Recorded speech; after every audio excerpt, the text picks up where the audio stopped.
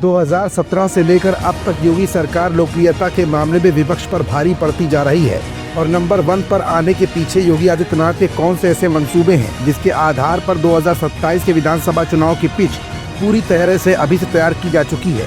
आखिर योगी सरकार के पीछे छिपी लोकप्रियता की वजह क्या है और क्यों योगी आदित्यनाथ ने हिंदुत्व की पिच पर एक के बाद एक बड़े ताबड़तोड़ बैटिंग कर विपक्षियों की नींद हराम कर दी है।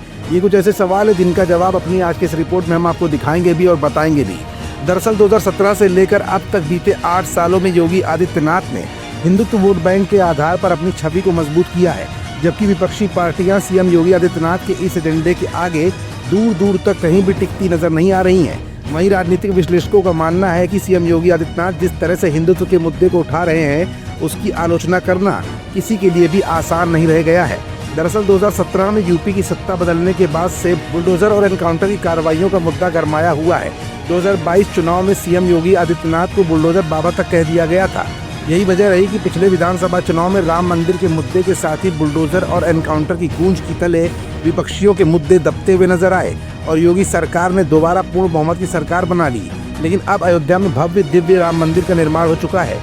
इसके साथ ही प्रयागराज में आस्था के सबसे बड़े समागम महाकुंभ 2025 का भी समापन हो चुका है, जिसमें करीब 66 करोड़ से ज्यादा श्रद्धालुओं ने आस्था की डुबकी लगाई थी। हालांकि महाकुंभ की व्यवस्थाओं को लेकर समाजवादी पार्टी समेत अन्य विरोधी दल हमला बोल रहे हैं। इसको लेकर सीएम योगी विपक्षी दलों को सनातन विरोधी बताते हुए उन्हें चौतरफा घेरने का काम भी कर रहे हैं। योगी आदित्यनाथ बुलडोजर एनकाउंटर के साथ ही राम के नाम और महाकुंभ के काम के सहारे 2027 की वैतरणी को पार लगाने में जुट गए हैं। यही वजह है कि हिंदुत्व के मुद्दे पर किसी के लिए आलोचना करना बड़ा कठिन हो गया है। सीएम योगी आदित्यनाथ बार बार हिंदुत्व और धार्मिक मुद्दे को धार दे रहे हैं, क्योंकि इन मुद्दों पर विपक्ष कड़ी आलोचना नहीं कर पाता है। अगर कोई नेता हिम्मत जुटाकर हमला भी बोलता है तो उसे सीएम संप्रदायवाद से जोड़ देते हैं। सीएम योगी आदित्यनाथ अपने विपक्षियों को उन अल्पसंख्यकों के पक्ष में खड़ा कर देते हैं जिनको मुख्यमंत्री और बीजेपी औरंगजेब और बाबर की औलादें कहती हैं। यही नहीं, मुख्यमंत्री योगी आदित्यनाथ लगातार कह रहे हैं कि हिंदू समाज में आज भी बाबर और औरंगजेब के प्रति धारणा बहुत ठीक नहीं है।